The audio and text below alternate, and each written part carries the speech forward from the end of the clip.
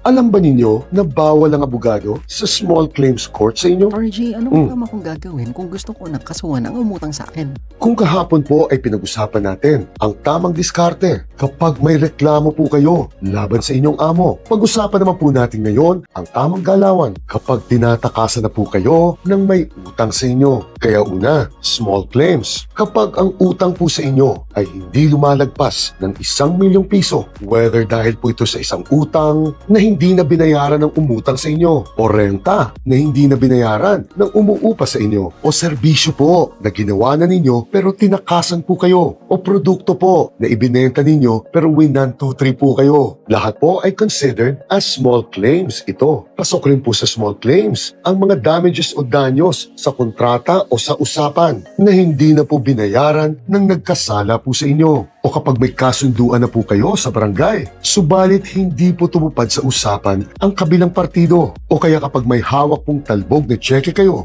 pwede nyo na rin pong ipasok sa small claims ito, basta't handa na po kayong kalimutan ang kriminal na aspeto ng BP22. Kaya ang pangalawa, small claims court. Kapag pasok po ang problema ninyo sa alinman po sa mga ito, dumulog na po kayo sa designated small claims court po sa bayan ninyo, at ihanda nyo na po ang inyong verified statement of claim, at may form na po ito, ang Form-1 SCC, upang hindi na po mahirapan kayo. Ihanda nyo na rin po ang lahat po ng ebidensyang hawak ninyo at ang inyong certification against forum shopping, dahil kailangan po ito. And as soon as makapag-submit na po kayo, bibigyan lang po ng 10 araw ang kabilang partido upang makapag-submit po sila ng verified response po nito. At karaniwan po na natatapos ang buong hearing at proseso sa loob lamang po ng 3 buwan nito. At ang desisyon po ng husgado sa small claims cases po ay final, executory at unappealable na po ito. Kaya makakapagbatak na po kaagad kayo ng mga gamit o ng kanilang sweldo as soon as lumabas na po ang writ of execution para po dito. At tandaan po ninyo, mahigpit pong ipinagbabawal ang isang abogado sa buong proseso pong ito unless isa po kayo sa nagrereklamo o sa inirereklamo. Bukas, usapang katarungang pambarangay naman po tayo.